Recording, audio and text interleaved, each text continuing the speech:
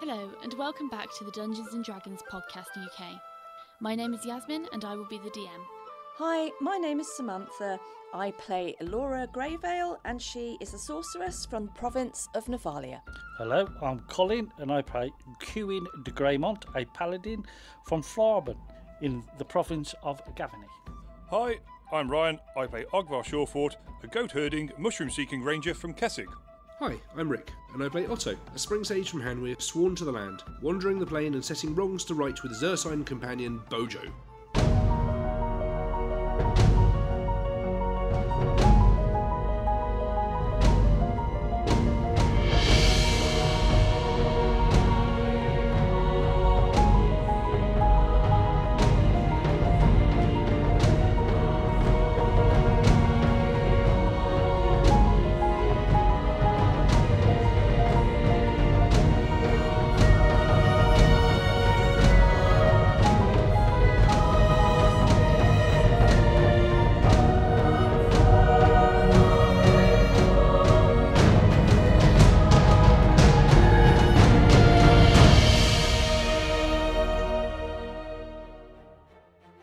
Let us set the scene.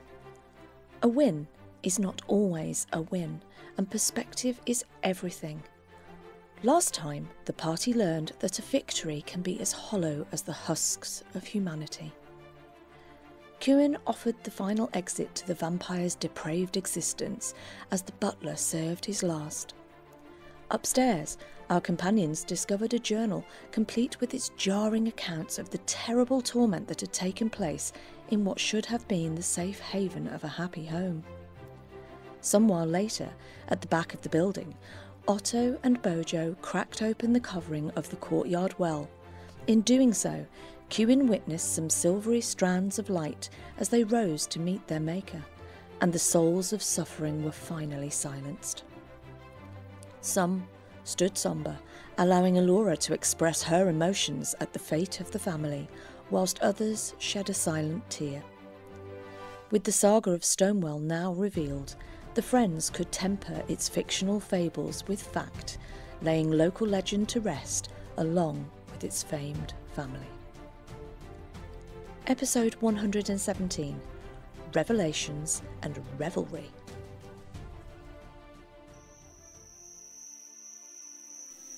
Okay, so the 5 of you arrive back at the village, Stagwick. You approach the gates, they've been left propped open for you. You can see this same guard who you passed on your way out. He's still perched on his stool, keeping an eye out, and you'd assume that he's probably keeping an eye out for you. So as you make your way through the gates, he stands up, greets you, counts you in, does a double take at the additional member, and then a very big double take at the following bear, but nevertheless allows you to pass, giving the bear a wide berth, and pulls this big kind of palisade door shut. And you can see there's a large wooden plank which he drops across the back, a large beam, to obviously keep the door shut. Okay, so you're making your way back up to the Heart and Hearth? Mm-hmm. Yeah. I think we would, yeah. Yeah. Okay. So you make your way... Otto's not been here before, so obviously he'll be guided by you. Yeah. So you make your way back up through the main kind of dirt track through town.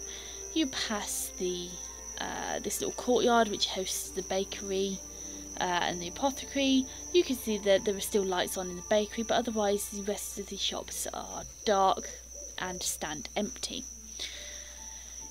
Passing further up, you walk past the entrance to the general store and the smithy. You can hear the sound of the bellows being worked, but you can't hear the sound of metal being hammered or being doused.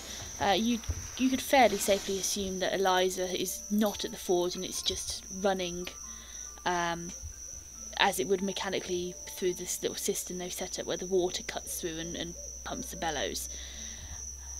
So you make your way over this small bridge, and you are left standing in the courtyard, this illuminated courtyard of the Heart and Hearth. You can see through the windows there are people making merry. You can see shadows passing around. It looks like someone started up a jig inside. A couple of whirling figures, and it just seems to be a very happy atmosphere. I think Alora should turn to Otto and say to him, what do you normally do with, is it Bojo, is it? Did you say? Is that your bear's name? It is, well remembered. Well, Bojo generally lies down and people tend to walk around him. That's often the way that will work. Although I'd better find someone and ask them for some food, perhaps. That might be a bit bizarre outside the front of the inn. That might just freak a few people out. What would he go around the back of the inn towards the stables and just stay quietly out of the way? Oh, we could do. He's often very popular with the children wherever we go, actually. He's very gentle, really. I don't know. What do you think, Ogvar? Well, I think if I'm given enough warning and people are sure to ask who our new companion is, and it would be a good reason to explain who he is and why there is a bear outside the inn. Okay, all right. Yeah. I think if everyone is given fair warning, I don't see any problem. Yeah, I don't think the horses would be too... I know he's a nice, friendly bear, but I know, the horses would be too I know, but happy with the smell of a bear. Well, not all of the townsfolk will be in the inn. What if somebody wanders down and decides to attack the bear? Because I wouldn't attack a bear unless I had to. Would you? All right, okay. Well, All right, Alora's just gonna put her hand on the front door and push the door open or pull the ring open or whatever the handle is. She's just gonna go into the inn. Okay. And as she goes in, she's going to turn to Kieran and say, Kieran, do you think you ought to just explain to Mary, perhaps, that she's got a bear outside her front door? Yeah, no problem. Over me, Otto. Okay. of course. Yeah. So you push open the door to the inn and you're met with a warm blast of air. It's actually quite chilly outside. It's quite cold, it's quite cool, it's quite damp. It's a crisp autumnal evening, you would say. But as you open the door, you're met with this kind of warm blast of air, the smell of roasting meats and spilled beer. You can indeed see that there is a bit of a jig going on, a bit of an area is being cleared on the floor. Some tables are being pushed up to the side. This one single gentleman with his lone fiddle, he is fiddling up a storm, and you can see Mary and Owl whirling around arm in arm, accompanied by some other young budding couples. It's a merry atmosphere. The sound of stomping feet and clapping surrounds them, and yeah, it's very, very lively. So, heading in, what are you all doing? Before we go in, I would just need to have a quick word with Bojo and ask him to be nice and to stay out of the way if possible, and I'll bring him some food a little bit later, and then I shall eye up the festivities with a bit of a cautious eye and probably stay quiet and behind the rest of the group for the most part. Okay. I'm gonna go and talk to Mary and tell her that we've got introduce a new friend and say about Ojo. Okay, you're just wading straight through the dance floor, are you? Yeah. Okay, so you cut straight through the dance floor. A big shiny metal man. And as you intercept Mary, make me a... Oh, Mary's dancing. Mary is dancing. Make me a charisma check, please, Kieran. Right, what? Make, Mary's dancing. Make me a charisma check, Kewin. Okay. Whoa, that one. Okay. Yeah. Way to kick the evening off. Oh. Okay. Marvellous. You take all your stuff out. It's over there. Okay, so Kewin, I now want you to make me a knowledge noble check if you've got it.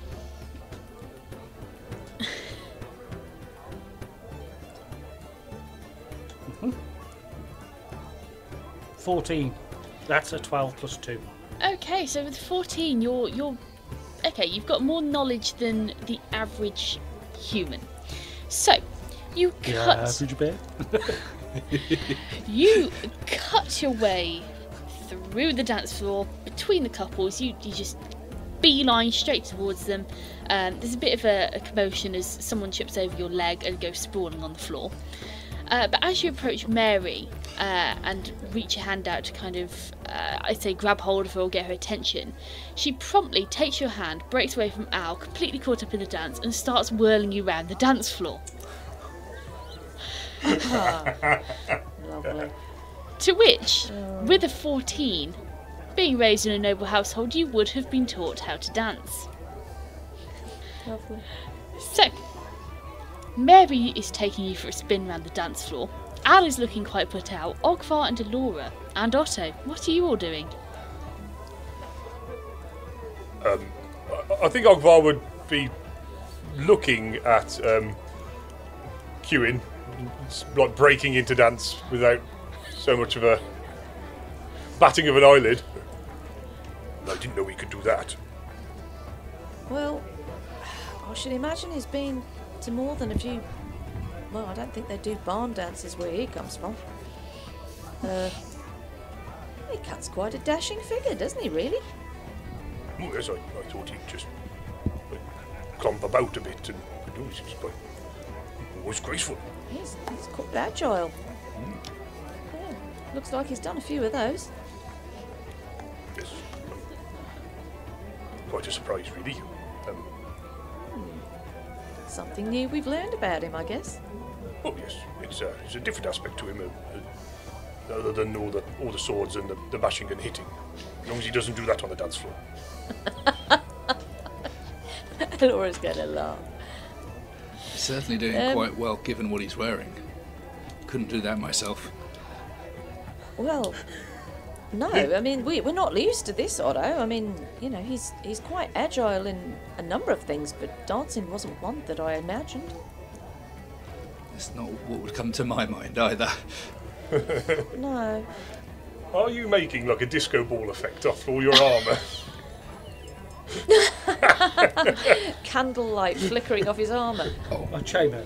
Oh, chainmail, sorry. Good work, good work. Oh dear. Probably half covered in blood.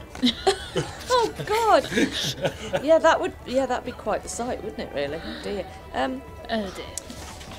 Okay, so the song draws to a close with a final squeaky flourish on the fiddle. And breathlessly, Mary turns to you, Kewin, looks at you and goes, "Oh, where's Al? Hello, Kewin." Yeah, he's over there. I came up, tapped you on the shoulder, you grabbed my hand and started dancing with me. I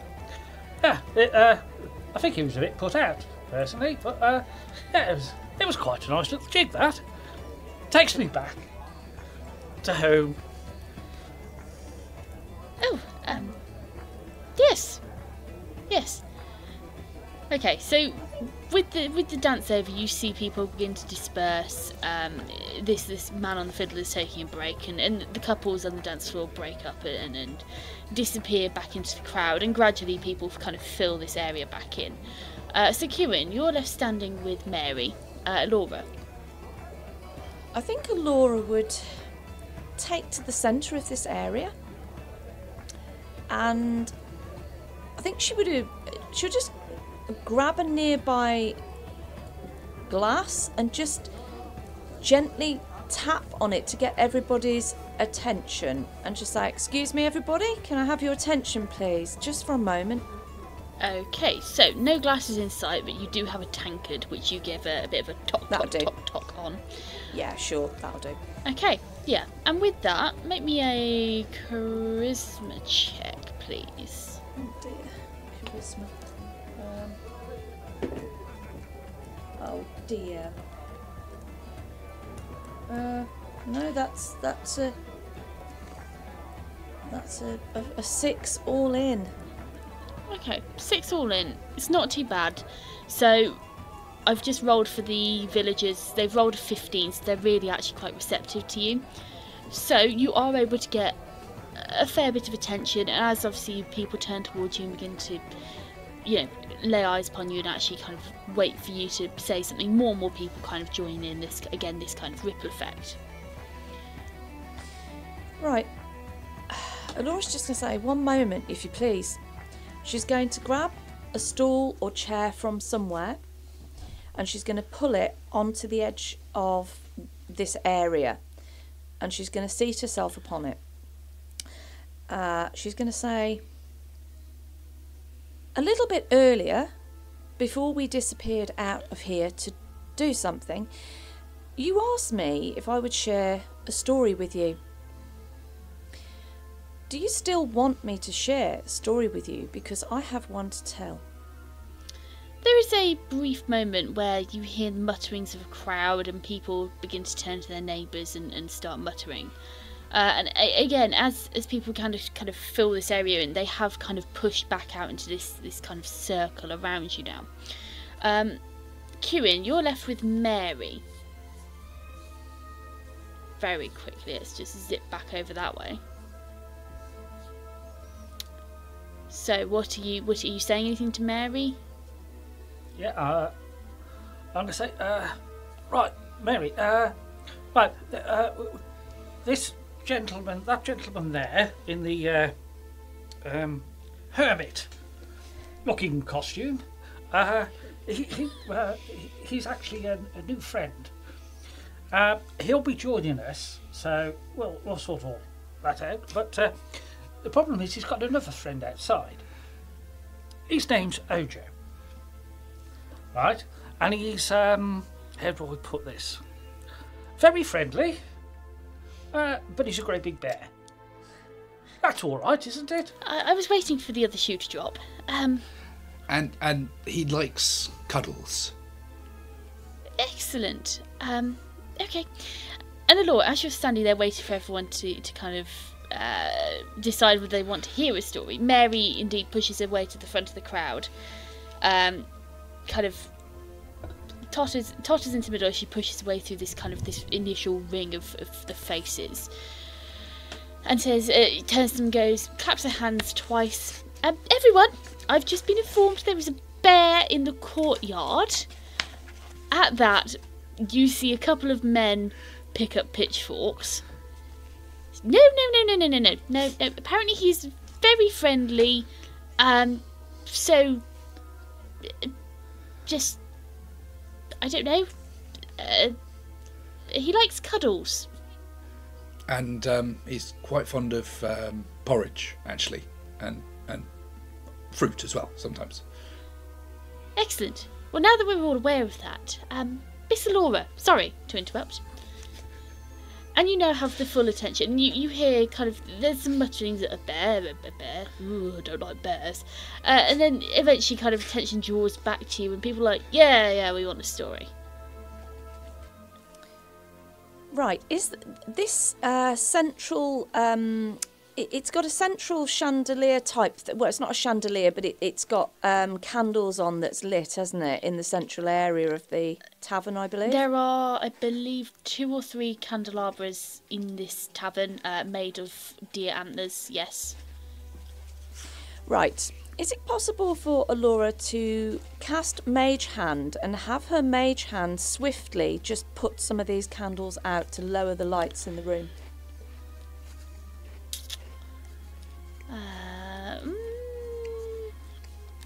You know what? For the dramatic effect, I'll allow it. Right.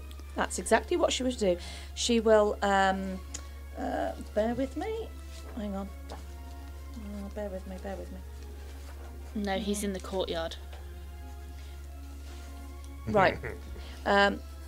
She will hold her hand up and she will make a sigil. She will say Veneficus Manus, and a ghostly mage hand will appear, which will go round and it will extinguish half of the light being emitted by these kind of, they're on like wagon wheels, aren't they, type affairs on the roof, I think you said? No, they're on deer antlers.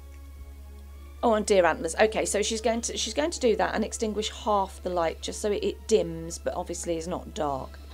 You hear a ooh go around the crowd.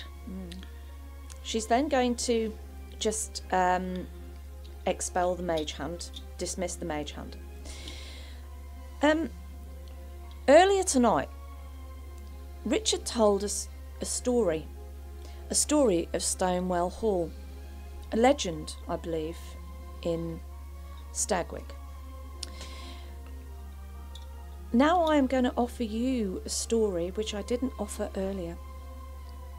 Tonight we decided to go on a little investigation into your recent problems with your slightly desiccated animals. We thought we might be able to perhaps get to the bottom of this problem. Anyway, the four of us took a trip and we went up to Stonewell Hall. And then she is going to move on and recount the tale of what happened. The basic detail. She's not going to go into fine detail because that would take too long. She's going to recount the basic detail of what happened.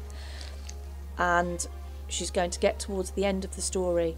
And when we went out into the rear courtyard behind the ruins of the manor, there was a well. There was an old well which was boarded over. We had a look in the well,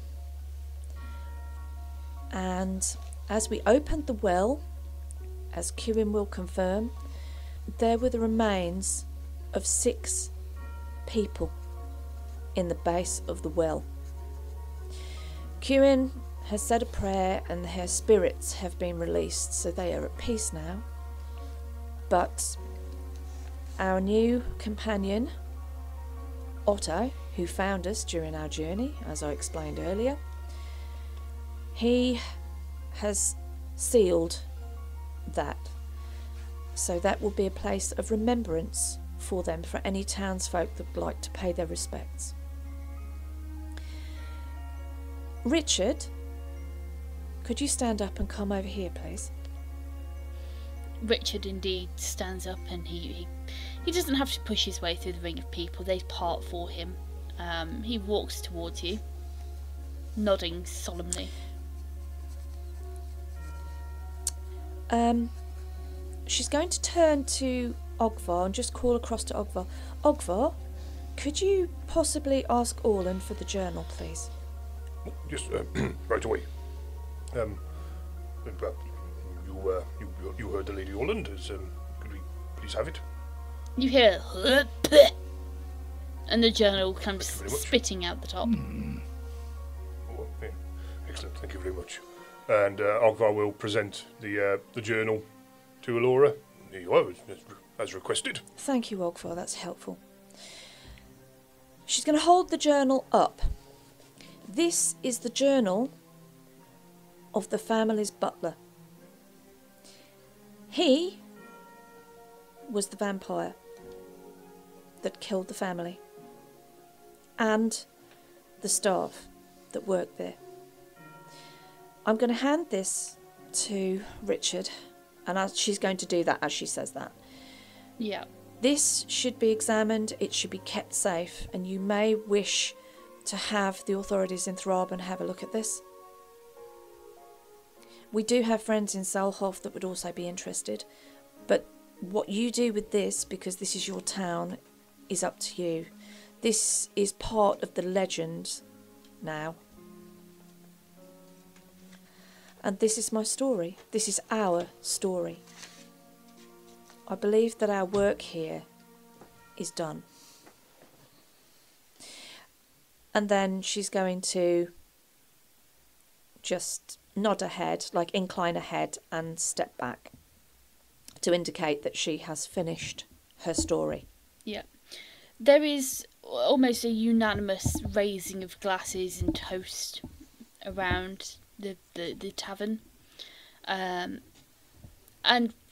then it kind of bursts into this excited atmosphere again. It's heavy weight, this story you've just imparted. It's a heavy, it's a solemn topic. And with the conclusion, people have paid their respects, and then it's back into full swing celebration mode. Geez, they get over it quick. Mary bustles past you with her hands on her hips, huffs looking up at the chandelier, and then promptly begins to untie it and bring it back down and start to relight the numerous candles which are dotted around. She tuts and there are about 30 odd candles on this thing which she now has to go and relight, and that's just the one. So she starts bustling around the inn, and Owl very helpfully goes and starts lighting candles as well. And gradually the inn returns to its previous illumination. But it is an atmosphere of great joy. The mead and ale is flowing again. You can see that perhaps one of the older children, maybe she looks in her mid-teens, maybe 15, 16. She's behind the bar. She's helping pull pints of mead and ale. And yeah, it's just this big kind of party atmosphere has broken out. Otto, what are you doing? It's a lot of movement, a lot of noise. What are you doing in this situation? Otto was very suspicious of all the sort of revelry beforehand. Obviously, he had no idea what was happening before. It's the first time he'd been here, but feeling the mood, he's probably going to get up and have a bit of a dance. He's more enthusiastic than skilled, but he likes having a bit of fun, and he'll probably just throw himself in. Okay, yeah, so you bust some moves on the dance floor. Yeah, okay. Ogvar, Kewin, what are you doing? Well, Kewin's had a dance. So he's going to just move towards the bar. He's got more comfortable. Sounds sensible. Okay. No, yes. I think Ogvar's probably going to walk across with Kewin, because these sort of social events are really a bit of a mystery to him, being out in the woods most of the time. But he is quite interested. So he's never really danced or anything before, so he's only ever done like a bit of a jig or something like that. So he's looking at people moving around, and like he's possibly like looking at the footwork and shuffling his feet and trying to figure it all out. But it's probably not really coming to him. But he's observing and looking at what's going on. Yeah. Okay, nice. Elora. I think Elora would go over to the bar, and I think she will then encourage Rowan out, who is probably still clinging to her, because I think that's where he was under her cloak. Yeah. And she's just going to give Rowan some TLC. She's going to just order herself. She's going to get herself a mead, and she's just going to let Rowan have a little bit of mead, and she's just going to give him some love and some, really try and give him some confidence. And she's going to try and talk to him about what happened and why she left him there, because he was safer. And that bad things happen in the world, and that he needs to take care and take things sometimes more seriously. Okay. But she's only got his best interests at heart. Okay, so Elora, you're giving your bat some therapy. Okay. Yeah, I think he needs it, yeah. I think perhaps Elora needs it too. Yeah. Okay. Esther will join Otto on the dance floor. She's doing the freestyle dance teacher routine. She is loving life. All the dance moves are coming out. Big fish, little fish, cardboard box, the whole repertoire is coming out, including the very popular Stake the Vampire.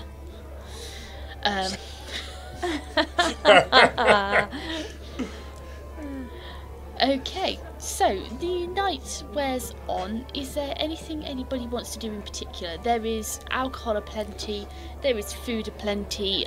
This roast boar, not pork boar but a pig, this roast pig which was cooking earlier, it's been torn apart. There's not a lot of meat left on it, but there are things like soups available and stews and other bits which Mary is wheeling out, fresh crusty bread and things like that. So there is plenty of food, there is plenty of drink available.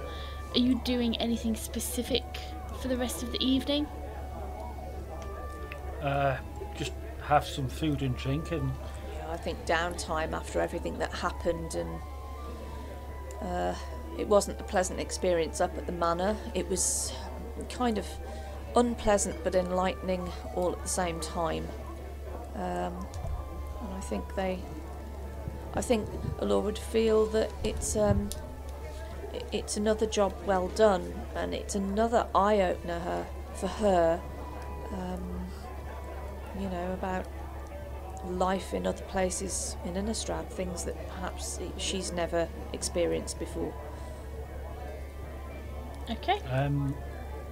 He would ask Otto. Hugh would ask Otto, does the bear eat bones and stuff like that, and asks if he can have some of the boar to take out to Ojo. That saves me a job, thank you. That's very kind. He'll think I've forgotten about him. I'll give him a hug as I go out as well. He'll like that too. When I go out to him.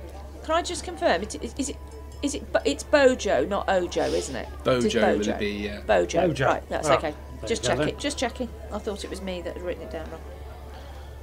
Oh well. He's very friendly. You should take some time to get to know him, perhaps. Yeah. Don't poke the bear. It's hard to hear with a helmet on. Things get muffled as. Okay, yeah, so Hugo takes the food out to Bojo, give him some TLC. He's more than happy to, accept your favour.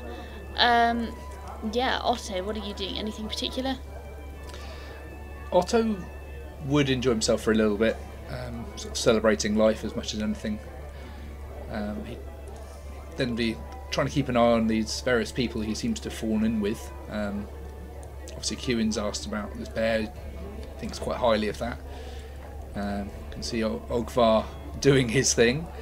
Would be very curious about this strange woman who's talking to a bat, and in his experience there's not many people who can do that, and normally they're people like him. Seeing a wizard like this, it must be familiar, and but seeing it drinking some mead, that's not right. So I think he'd wander over and perhaps explains that bats they don't normally like mead. It's not really very good for them,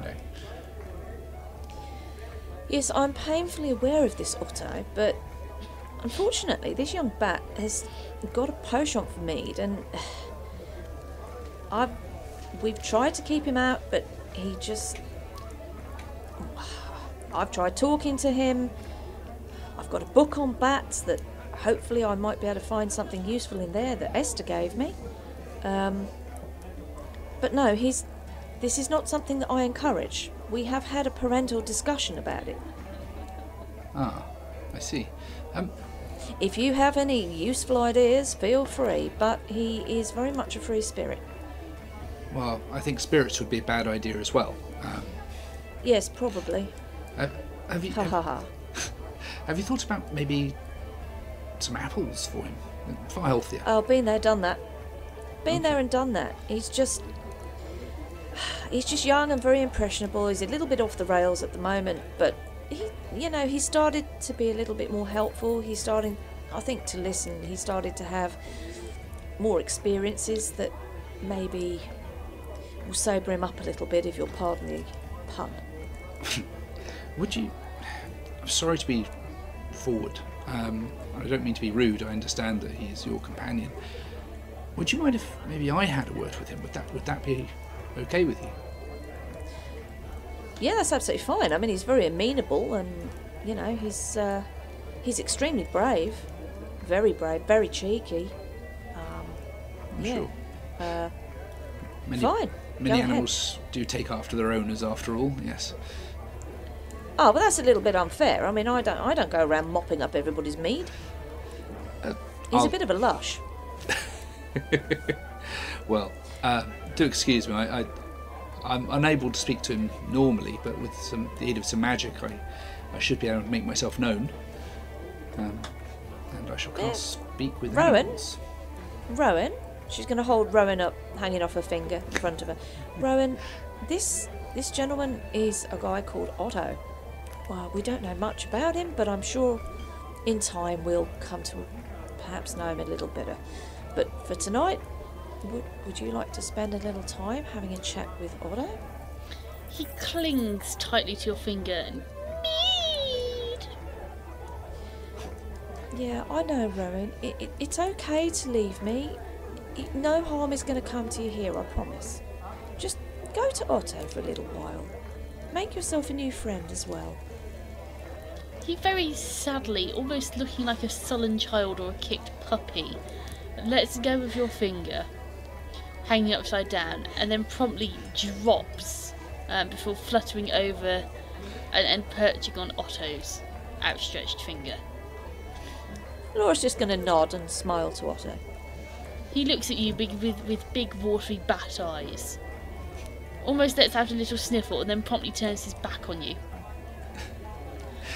That's okay, little one. And I shall start squeaking at him in bat, thanks to speak with animals. And I won't be asking him at all about why he drinks mead. I shall be asking all about his mistress, and is she actually as cranky as she is when I've met her? And is she normally perhaps a little bit more friendly and amenable? And it'd be good to get the bat's opinion, because I think he'd probably trust an animal's opinion more than most people's. Yeah, okay, so you're going to kind of sequester yourself in a corner with Rowan. Yes, absolutely. Okay, so you sequester yourself in a corner with Rowan, and he warms up to you fairly quickly. He warms up to you, and he's chatting away as much as he possibly can. He tells you some tidbits of information, mostly about things that Laura doesn't know he's done. After extracting a promise out of you to not tell her what he's just said. Oh, I will promise, absolutely. And yeah, you're able to learn a bit more about, you know, when he was a little baby, when he first met Laura and was you know, starting out on his great journey. He's a bit of he's an exaggerator. He makes everything sound much greater than it was, you would say. He's a good storyteller. Yes. Okay, Ogvar, what are you doing for the rest of the evening? I think Ogvar's just going to observe the situation, sort of probably feel a little bit lost when Kewin goes out and talks to Bojo, but he's just probably going to just hang around the bar, and he is quite interested in watching people dance and sort of like, what's that all about when they step the one leg over the other and then they spin around and all that. Like he's quite interested, but observing from afar.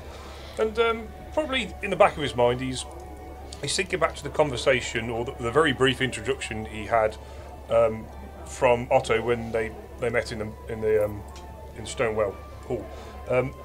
Just thinking sort of like how the things he said as like he'd met me before and he knew who I was, and he doesn't think tonight's probably the time to ask about those things, as he seems far more interested in talking to a bat at the moment.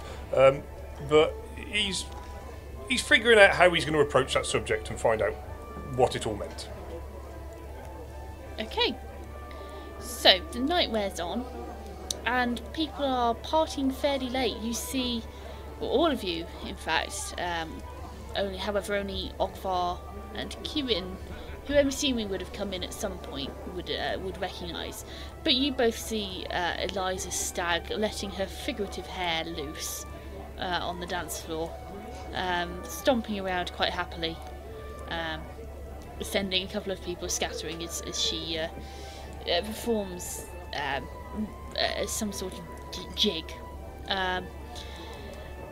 And yeah, it's a very, very rowdy evening, and this party, it is very much this party atmosphere.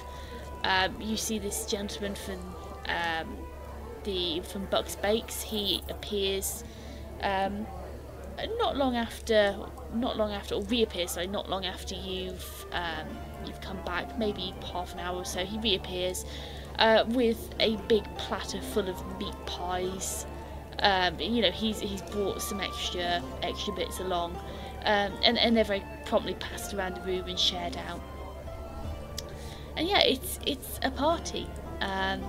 People don't start leaving until very late into the night, 11 o'clock.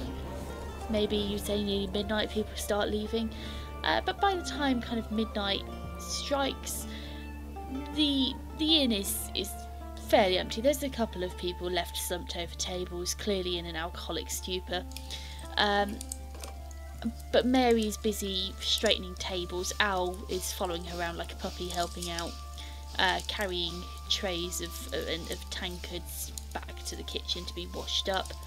And yeah, it's very much bubbled down to this very quiet atmosphere, where basically everyone's gone. At which point I'm assuming you're probably going to hit the hay. Yep. Yeah. Yeah, I think so, yeah. I think Alora would perhaps pause, if they're all going back upstairs, pause at the top of the stairs. I'm not sure which Esther's room is, but perhaps pause, just lay a hand on her arm and just nod, and then say, "Good night, Esther." Esther smiles at you, gives you a pinch on the cheek, and then turns into her own room. Otto, as the others leave, Mary bustles up to you and hands you a key to a room. You're very welcome to a room if you should want it. I don't know if you want to stay with your lovely fuzzy companion, but there is a room upstairs should you wish. I appreciate the gesture. The ground can be a little hard sometimes, but if I don't spend some time with Bojo, I'm sure he'll be a little unhappy with me. And he'll just gently give the key back. I'll be out the front if you need me. It's okay. We do have a stables around the back should you wish to, I don't know, take a hay bale or something. I'm not sure if the horses would be quite so tolerant, but yes, no, help yourself. Thank you. I'll be sure to do that. Thank you. You're Okay. most kind. So, you all head off to your various sleeping arrangements and settle in for the night. And you have a very decent night's sleep. Okay. So, waking up in the morning. What time were you all kind of waking up? Dawn, most likely. Dawn? Yeah. When it gets light. Yes, I think so. Probably. The nights are stretching out now because we've been travelling for several months, and I think we were in.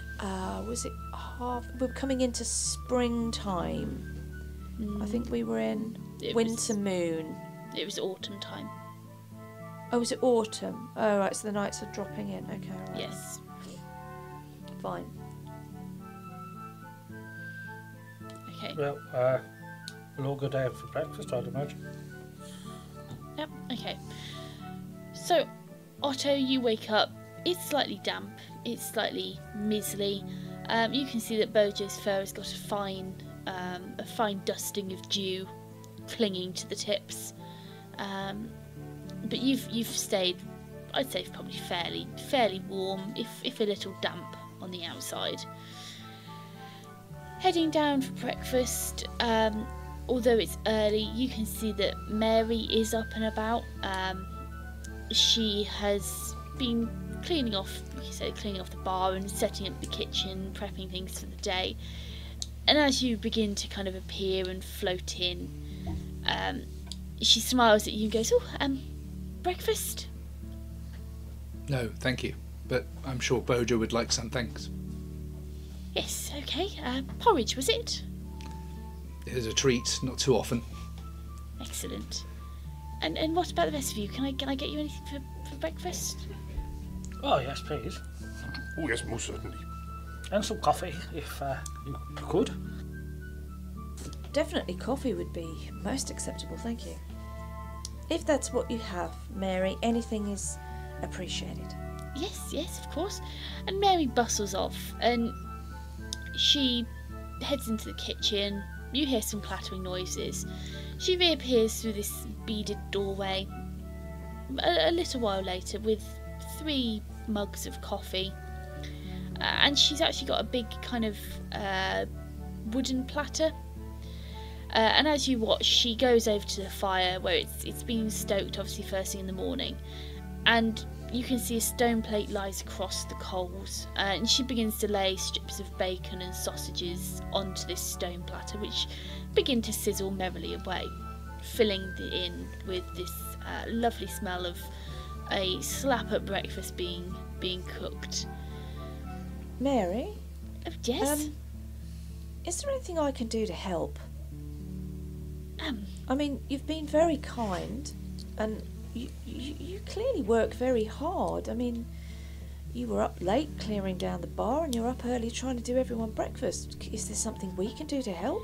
Well, if you wouldn't mind, the floors do need a good sweep. That's fine.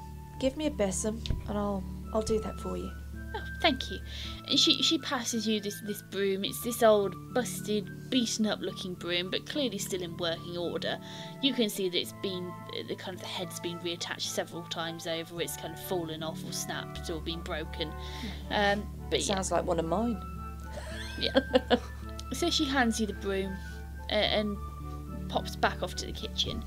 It's not long before she reappears with a veritable bucket of steaming porridge, which she promptly hefts onto the counter, and it is in a pail. It is in a wooden pail, and it is about half full.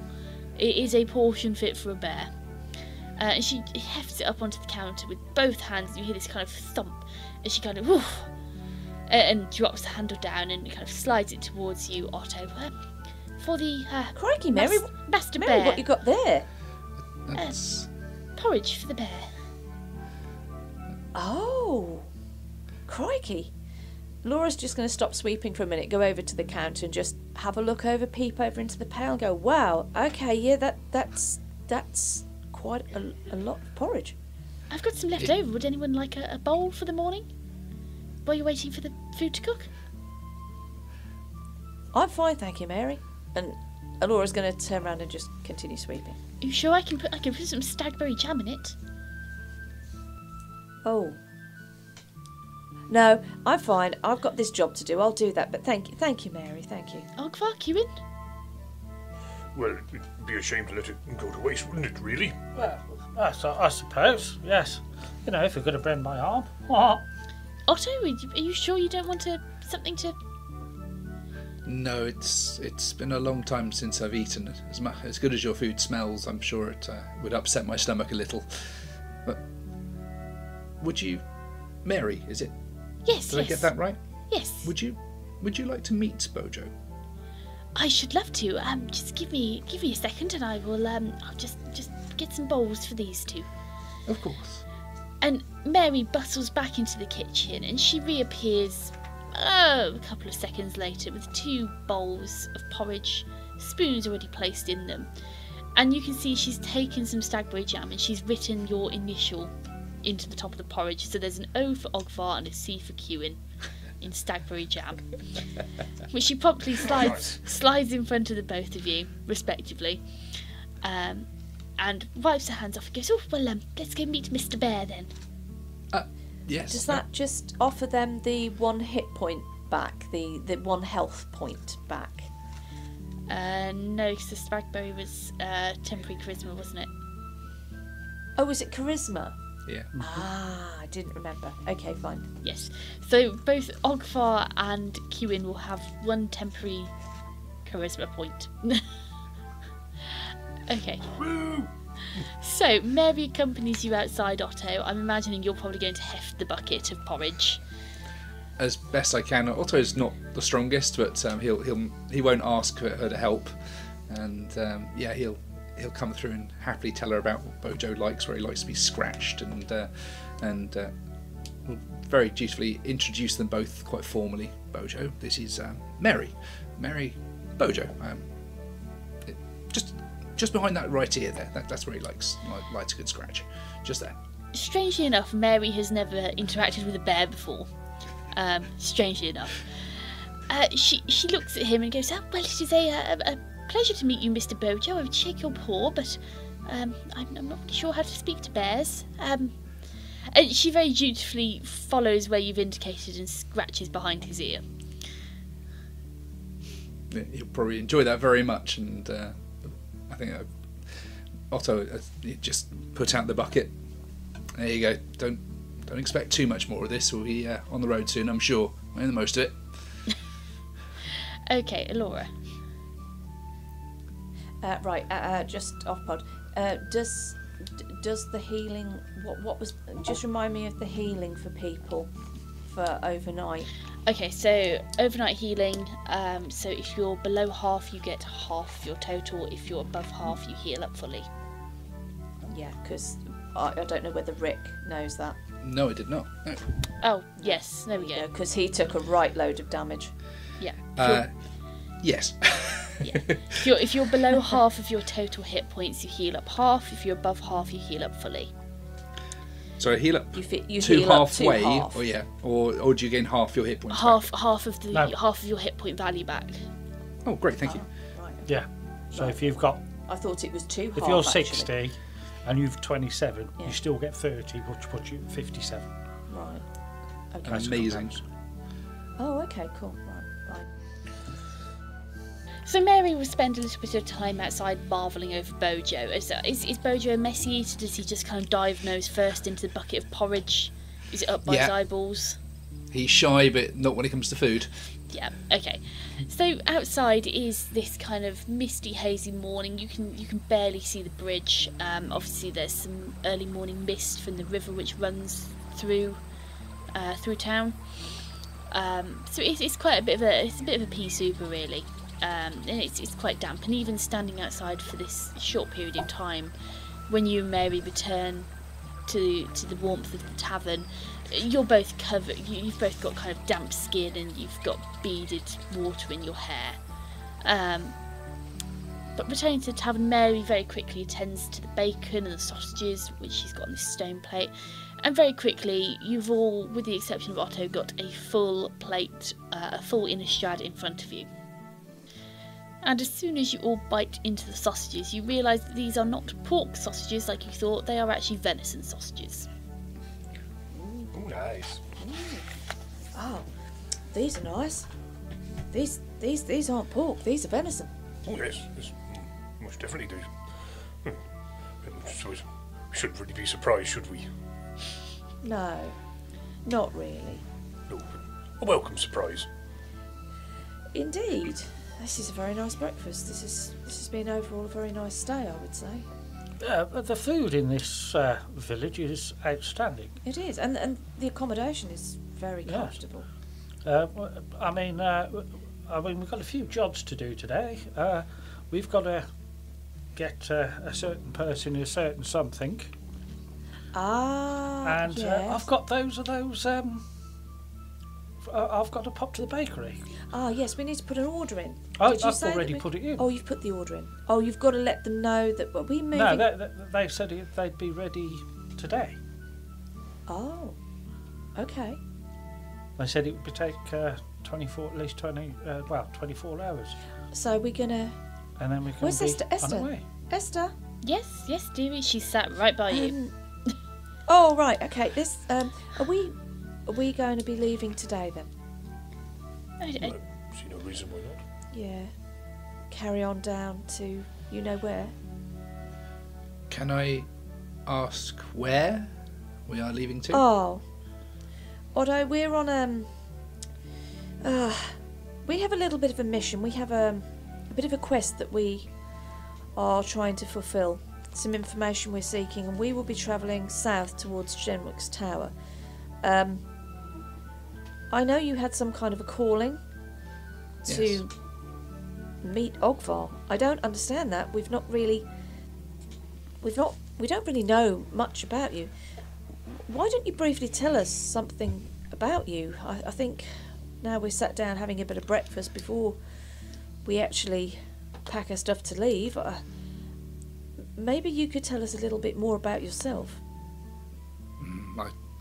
What is there to tell? I see Ogvar in my dreams. A strange thing to have a man's face in one's dreams, but nonetheless. And a feeling that I am here to help him. I have travelled the plane for many years. More than 30 years crossing forth this land. And, well, I won't bore you too much with the details. Suffice to say, I've seen things. A few years ago I thought that I could retire. I thought I could have enough. That I'd had enough of travelling, and I simply wandered a little bit from village to village, helping out where I could, as a spring sage does. But about what was it, 2 weeks ago maybe? Something like that.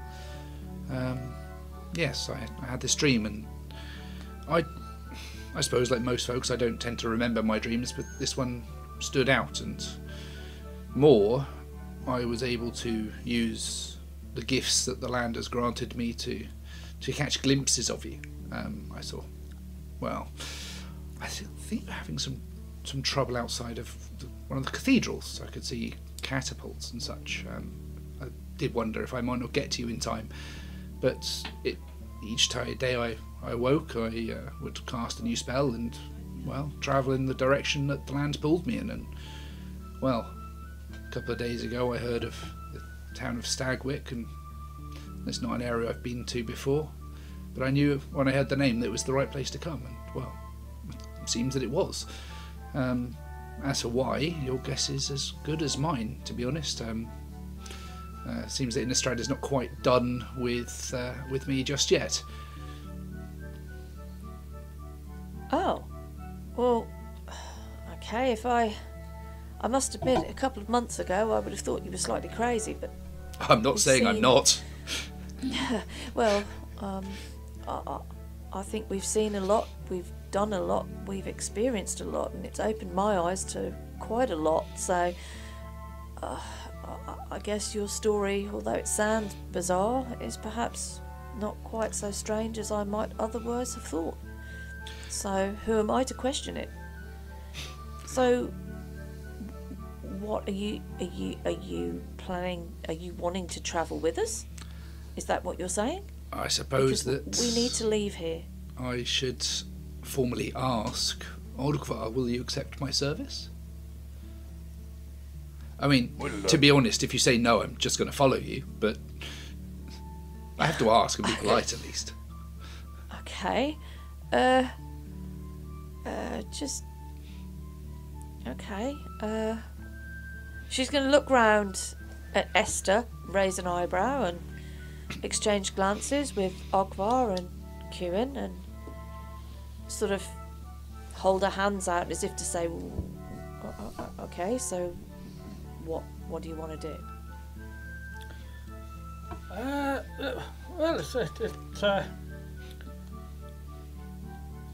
he could join us for a while, see how things go. It's not, it's not. He seems a nice chap. The bear's nice and cuddly. I'll take your word for it, Kewin. I'm sure he is. Be a good idea. Go to Jenrick's, and maybe I'll come back, see how we get on. If we don't get on, well, we are a man down, aren't we? Yes. Well, better the bear you know than the bear in the bush, isn't it? Is that a thing? Okay, yeah, sure, Esther. If you think... okay, well, she's going to turn to... Well, she'll turn back to face Otto and say, well, I'm sorry to talk across you, my friend, about you, but, well, if you need someone to travel with and you want to be travelling with us, then we're happy to have you along, at least for now. You know, you were kind of really helpful last night, and I for one, certainly appreciate that, because, yeah, I found myself in a bit of a sticky situation, and, yeah, I appreciate your help. It was a very sticky situation. It was indeed, yeah. I don't like to think about it, really, but there you go. To be honest, I don't have much of a choice with this. I gave my vow to the land that I would be here to help those people, those goodly people in need, and I go where the land calls.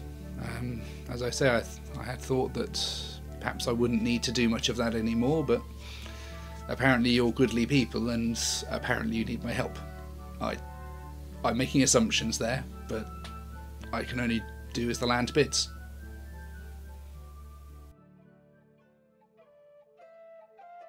With the horrors of the homestead now behind them, it was back to Stagwick and the Heart and Hearth, where the sounds of much merriment from within pervaded the cool night air, and leaving Bojo by the front door once more, the party stepped inside the tavern.